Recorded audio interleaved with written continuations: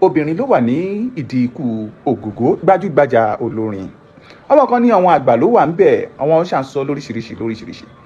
Ẹ ti mọ̀ wípé táwo ò bá ti rí lórí kan nìyí, àwọn ò ní sọ o, ìta bá sọ gan á ti ṣèwádìí kúlẹ̀kúlẹ̀ pé ṣé òtítọ́ ni ọ̀rọ̀ yìí kó tó di pé a mú wá sórí kan nìyí fún ẹ̀yin olólùfẹ́ wa láti máa jẹ ìgbádùn rẹ̀. Ṣé rí fídíò bàbá wa Wíkoko tẹ̀ ń wò lókè náà? Bàbá wa tú pẹ́rẹ́pẹ́rẹ́ ìdí àti ibi tí kú olóògbé ti wá tí a mọ̀ sí gbajúgbajà Ogogo. Ẹ̀yin èèyàn mi, ẹ wò, ẹ ká kọ́kọ́ gbọ́ ti bàbá wa Wíkoko náà káwa náà tó sojú abẹ́ǹkó. Ọmọ amúninkàndọ́gbọ̀n agogo mo ké nílé ajérò ọmọ ògbójúkọ̀rọ̀ jàjálẹ̀ gbogbo wárangba àga àmọ́ta èdè gbogbo ọlọ́jà mẹ́rẹ̀ẹ̀rìndínlógún ẹ̀yin baálẹ̀ níjòyè gbogbo ẹ̀yin ọ̀tọ̀ kò lóòlù pátá jákèjádò àgbáyé ni mo kí yín o. Ikú ìpẹta lójú ran nkú ò ní pa wá láì tọ́jọ́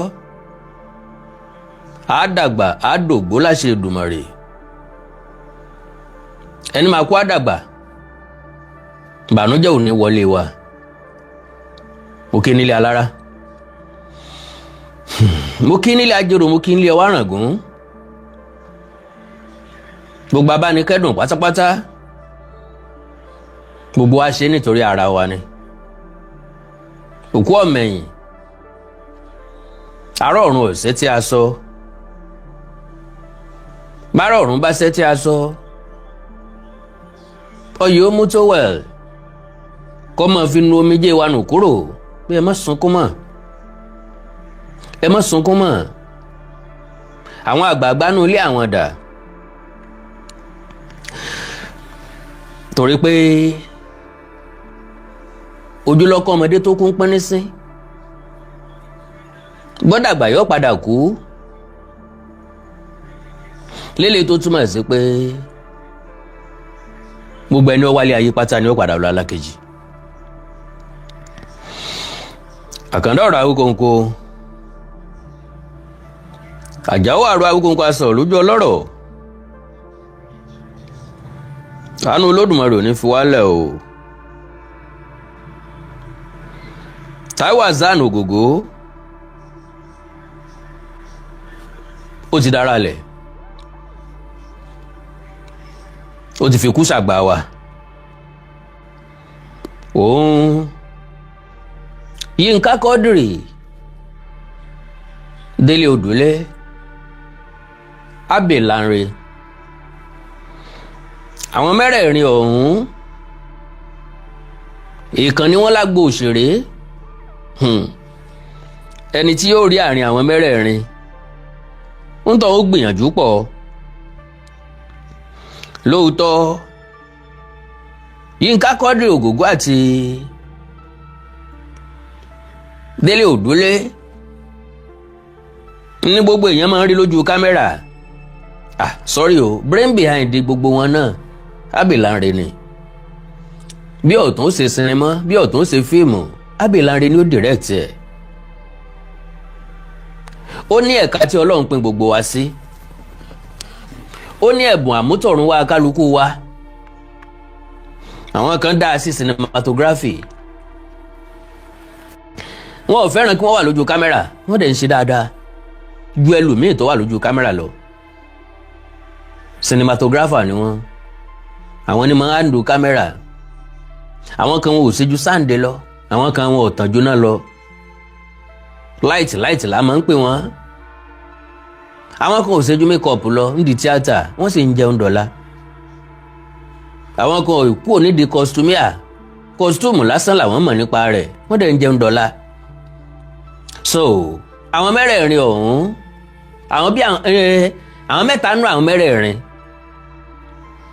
ẹgbẹ́ ni wọ́n, irọ́ ni wọ́n, ṣùgbọ́n wọ́n ní ọ̀wọ̀ àti àpọ́nlé fúnra wọn. Yínká Quadri gba ọjọ́ tàbí ọ̀sẹ̀ tàbí oṣù lọ́wọ́ Ogogo ọmọ Kúlódò. Ogogo ọmọ Kúlódò gba ó dín díẹ̀ lóṣù kan lọ́wọ́ Délé Òdúlé,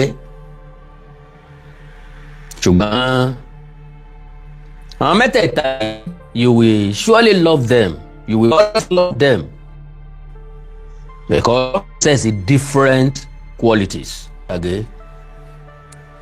Ṣé ẹ gbàgbé nígbà tí mo wá lánàá tí mo jẹ́ kó yé wa ni wípé lẹ́yìn ọmọ ìyàwó ẹbí Ògògó Yínká Quadri ni yóò tún mọ̀ lára jù láàrin gbogbo wọn because oníkangun ló nìkangun a máa súnmọ́ra ẹni jura wa lọ. So like I said, 85% Ogogo ó ti wọ káàlẹ̀ lọ lónìí. Mùsùlùmí ni, olùjọ́sìn olùfọkànsìn tòótọ́ ni Táíwò Hassan Ogogo. Òru òní ni wọ́n ti gbé òkú ẹ̀ dé ìlú ẹ̀ Ìlaró. Aago 10 ni wọ́n ti bẹ̀rẹ̀ ètò ìsìnkú. Ká ní wọn ò tètè sin Ogogo láago 10, ìlú Ìlaró ìbágbàlejò kò ṣẹlẹ̀ rí. Kò sí ọ̀nà tí wọ́n bá gbé gbà káàkiri orílẹ̀-èdè Nàìjíríà ń làwọn èèyàn bá ti wọ̀lú Ìlaró wá, ṣùgbọ́n àpò tí wọ́n fi ìsìnkú ọ̀hún sí kò jẹ́ kó rọrùn fọ́pọ̀lọpọ̀. Ṣùgbọ́n wọ́n mọ́nítọ̀ ẹ̀ back to back bí ètò ìsìnkú ṣe lọ. Yínká Quadri wọ́n láti bójútó òun náà. Ṣé náà kejì ọ̀tàn ni? Ṣé náà kejì ọ̀tàn ni? Ṣé náà kejì ọ̀tàn ni? So ṣé náà kejì ọ̀tàn ni?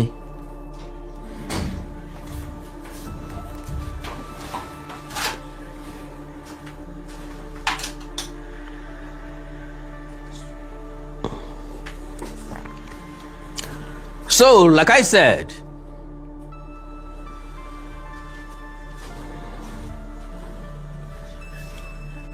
wọ́n láti bójútó Yínká Quadri torí wípé ẹkún tí màánù yẹn sun lónìí nìkan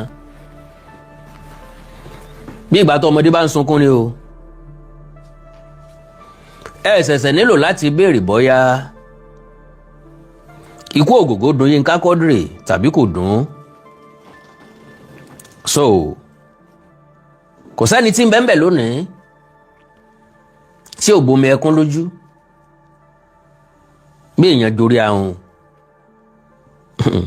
bó bá débẹ̀ yóò sunkún fa. Kì í ṣe nítorí nǹkan méjì, kò sẹ́ni ó rorú ẹ̀ sógògó ni. Why? Ó yá jù ní tí ń tẹnu kálukú jáde nìyẹn. Gbogbo àwọn òṣèré ló lùbẹ̀ pa. Kò sí ní tí wọ́n ó ṣe jù bẹ́ẹ̀ náà lọ. Àkàndọ̀rọ̀ àwí kòǹkò. Ẹ gbọ́ mi dáadáa. Kò sí ní tí wọ́n ó ṣe jù bẹ́ẹ̀ lọ torí pé oníkìlà kí. Bá ń gbọ́rọ̀ láfọ̀rọ̀ lọ. Bó Ògún bá jí wọn afọ̀rọ̀ ẹnu tí wọ́n làdó. Gbogbo ọ̀rọ̀ tí bá ń du akèrègbè odò ni ó tú fún. Kò sẹ́ni ọmọ ojú tọmọdé òjò láìsí sàn. Èèkàn ńlá lọ láàrin wọn. Kọ́lọ̀ òun mọ́wọ́ obì dúró. Àwáyé kú ò sí. A ṣẹ̀ṣẹ̀ tún lè máa sọ eléyìí òun fúnra wa. Wípé gbogbo ẹni ó wá sáyé. God bless you sir. Ni yóò lọ sálà kejì. So kí làwọn ìṣẹ̀lẹ̀ tó ṣẹlẹ̀ kó tó di pé àgbà Òṣùgbó fọwọ́ okùn lélẹ̀. Kí làwọn tó ṣẹlẹ̀ kó tó di pé Táíwò Àsánù jọ̀wọ́ ẹ̀mí ẹ̀ lékú lọ́wọ́? Kò sẹ́ni tí kì í lọ́rọ̀ ìkẹyìn, kò sí, gbogbo ẹni tó máa kú. Ọ̀rọ̀ kan ni wọ́n sọ tí wọn ò fi ní sọ mí mọ́. Kí làwọn ọ̀rọ̀ tí Táíwò Àsánù sọ?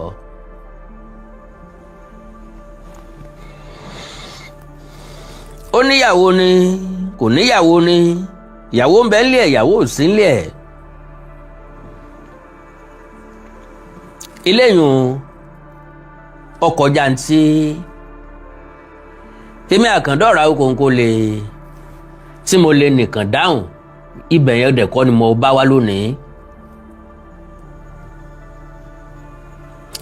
So now wọ́n bí Yínká Quadri lọ́jọ́ 6 oṣù kẹsàn-án ọdún 1959.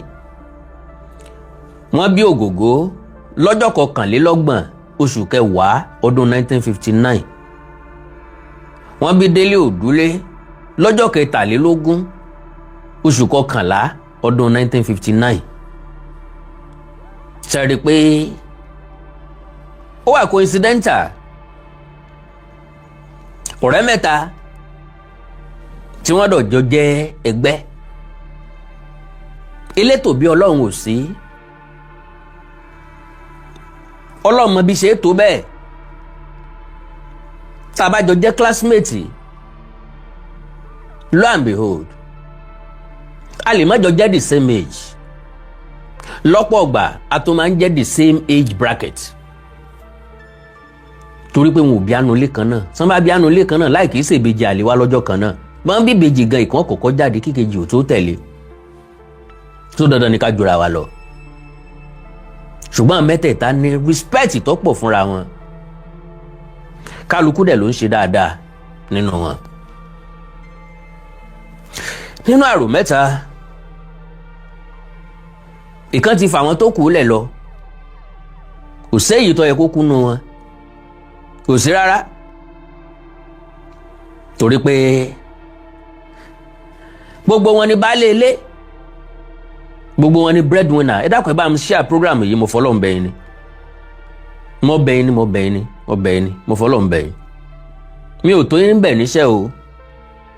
Ẹ dákun ẹ bá mi share rẹ̀ ní ní wáyé tì. So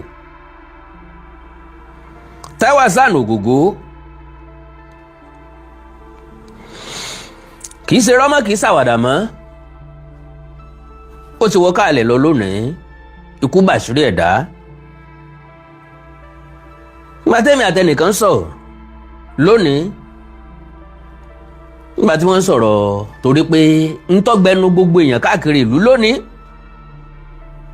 ọ̀rọ̀ Ogogo ni.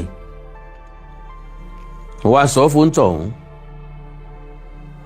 pé lóòótọ́ gbogbo aládágbádá kú. Pàpà síbẹ̀síbẹ̀ náà kò sẹ́ni tí fẹ́ kú láàrin wa. Mo wá ní bí ó ṣe sẹ́ni tó fẹ́ kú láàrin wa ń. Ǹjẹ́ onítọ̀ mọ̀ wípé ikú nìsinmi? Nínú sinimá kan wọ́n kọ lórin, ẹni tí kú nísinmi, ẹni tí kú nísinmi ooo, ẹni tí kú nísinmi. Bá mi mú gbà kò ṣeé wí mọ́, bá mi máa wò kò ṣeé sọ, ọjọ́ àbá tí kú nìyẹn dópin. Ẹni tí kú nísinmi, ẹni tí kú nísinmi ooo, ẹni tí kú nísinmi. Kò sẹ́ni tó fẹ́ kú, ṣùgbọ́n lọ́jọ́ tí ẹ̀dá bá ti kú, ọjọ́ náà nísinmi ti dé. Wàhálà ilé ayé ò kún Ogogo mọ́. Ẹnìkan ni ó wọlé ìdìbò ní 2027 kò kan Táíwò Àsánù mọ́. Iye kan làwọn ọmọ iléèwé ń san ní Redeemer University, kò gún Ogogo. Ráìsì tí wọ́n o kò kán mọ́. Wọ́n fowó kówó epo, wọ́n yọ owó kò lórí owó epo, kò sí ń tọ́kàn ń bẹ̀.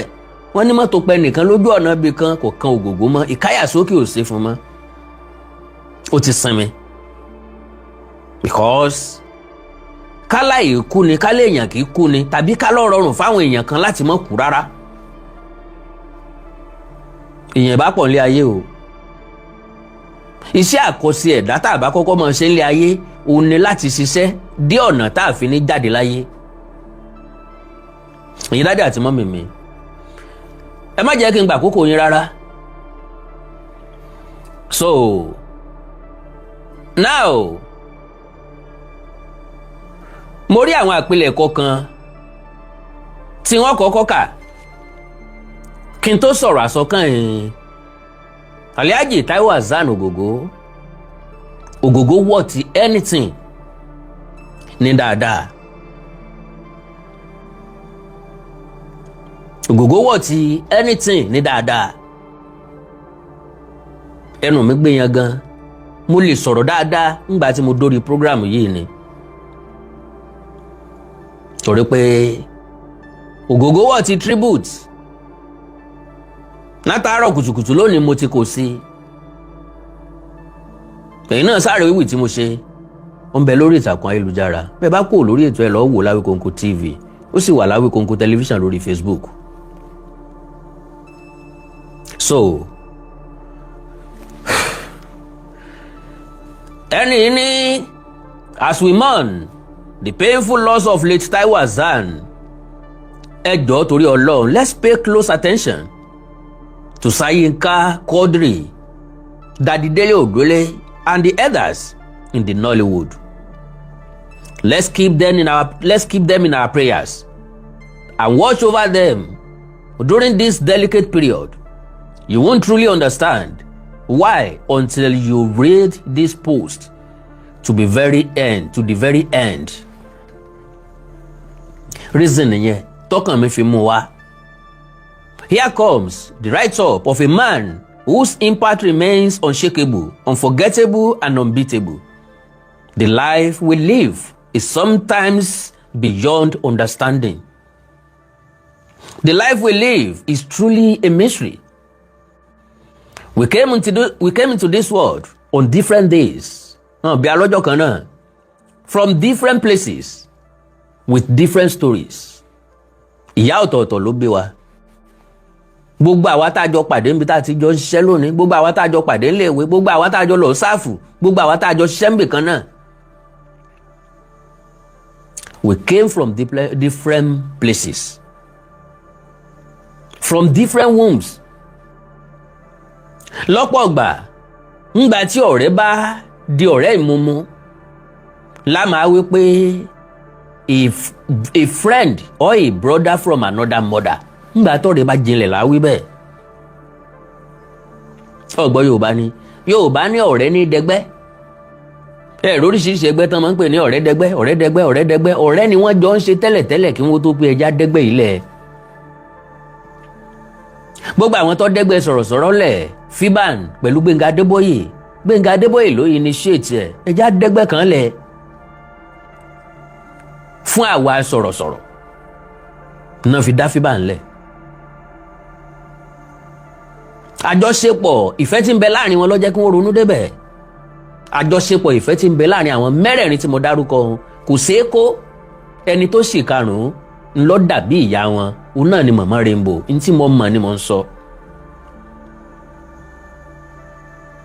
Ìyá Rainbow is like their biological mother. Bó bá gbọ́ pé nǹkan ṣe kan nu yóò mọ̀ gbọ̀n káàkiri ni màmá yẹn. Kẹ́dákun nǹkan ò gbọ́dọ̀ ṣe Táyé o, nǹkan ò gbọ́dọ̀ ṣe Yínká o, nǹkan ò gbọ́dọ̀ ṣe Délé o, nǹkan ò gbọ́dọ̀ ṣe nìkankan lójú màmá yẹn. Wọ́n máa ń sọ pé abiyamọ ni Ìyá Rainbow. Òun kọ́ ló bí wọn o, ṣùgbọ́n ó pọ̀n wọ́n sẹ́yìn kí ìyá yẹn náà mọ̀ fọjọ́ lọ́jọ́ lọ. So, with different stories, yet somewhere, because gbogbo wa compliment ara wa nílé ayé ni. Mr. Samson Olasokanmi mi ní wáìtì, God bless you sir. Era stick of me mo appreciate. So, àwa láti wá compliment ara wa. Ẹ bọ́ mo yín sọ. Àwa láti wá compliment ara wa. Let me tell you a true life story. Àwọn ọ̀rẹ́ kan ń bẹ tí wọ́n máa ń wá àṣìṣe ọ̀rẹ́ wọn, tí wọ́n máa ń wá ibi tí ọ̀rẹ́ wọn ó ti ṣubú. Ọ̀rọ̀ ní fa ọ̀rọ̀ ní tẹ̀tẹ̀, n tó sojú èmi lè yé.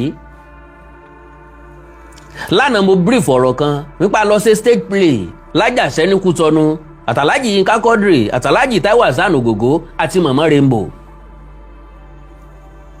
Mo dẹ̀ sọ fún yín pé àwọn ní star tá a fẹ́ fi tajà ń bẹ̀. Gbogbo ìgbà tá a bá ń ṣe rìhásà a máa ránṣẹ́ sí wọn pé ẹskísà n ta fẹ́ lọ ṣe lọ́hùn, ta fẹ́ lọ ṣe ijó ta fẹ́ jó níta ẹja jó nínú ilé. Wọ́n á sọ fún wa pé ká fáwọn date. Gbogbo ọjọ́ tá a mú wọn ò láǹfààní àti wá. Wọ́n ní a máa wọ́rì pé táwọn bá débẹ̀ a máa narrate story fáwọn, àwọn dẹ̀ máa àti ẹ̀ dáadáa. Sure, kò sẹ́ni tó jí pẹ́pẹ́pẹ́ lójú oorun nínú àwọn tí mo dárúkọ tí ò ní heart perfectly. So àwa ti dé sílẹ̀ sí Àjàṣẹ́ Port Novo. Ńgbà táwọn dé àríbá wọn bí tán wà. Aláǹfààní àti sọ̀rọ̀ púpọ̀ dìgbà tí gbogbo èèyàn ti sanwó wọlé tán. Ẹ̀yìn stage náà ti ń béèrè pé kí la fẹ́, kí ni story yẹn dálé lórí, kí ni táwọn máa ṣe. Lọ́jọ́ náà lọ́hùn-ún Ogogo la fẹ́ fi gbá líìdì. Ṣùgbọ́n gbà tá a narrate story fún Alhaji Táíwò Hassan Ogogo kọ́lọ́hún dẹlẹ̀ fẹ́yàn re n tí bàbá sọ lọ́dún náà lọ́ọ̀ ni pé ó ti pọ̀ jù, pé n ta fẹ́ káwọn ṣe yẹn ti pọ̀ jù, àwọn ò lè sáré gbé sórí. Alhaji Yínká Quadri come to his rescue. Wọ́n tẹ́rí gba róòlù yẹn. Akígbe ọba lásán l'Ogogo ṣe. Ṣé mọ̀ pé ìrètí wa ó pin, ìrètí wa ó dòfo t'Alhaji Yínká Quadri ò bá sí ńbẹ̀. Ṣé mọ̀ pé nǹkan tẹ̀yìn èkúrọ́ tẹ̀yìn ní fàǹfà t'Alhaji Yínká Quadri bá wo wípé kò lè ṣe náà nù ẹ fi rẹ̀ a wò ra wa nísìn. So n tí mo fẹ́ mú jáde ńbẹ̀ ni pé gbogbo wa wálé ayé yìí má wo ẹnìkankan gẹ́gẹ́ bí ẹni tí ó wà useful, má wo ẹ̀sìn ọ̀rẹ́ rẹ, má ṣiṣẹ́ lórí àléébù ẹnikẹ́ni. Ojú ẹ̀ tó já àárẹ̀ sí ẹ̀ nísìn. Stop doing that. Ẹ jẹ́ amúlé ayé gún ká múlé ayé tòrò. Ilé ayé òjò báyìí náà lọ, Ogogo ti lọ ńlọ jẹ́ ká máa sọ. Bí ó bá ṣe dáadáa bá ṣe máa sọ náà rèé. Látòkè délẹ̀ ẹni tí ó sọ wípé Ogogo ṣe nǹkan tí ò dáa kò tí ì sí. Àwọn ò bá wọn gbé, à ń rí wọn briefly pàdé location náà ni. A ní grace láti jókòó tì wọ́n, ọ̀nà jìn síra wọn, reality.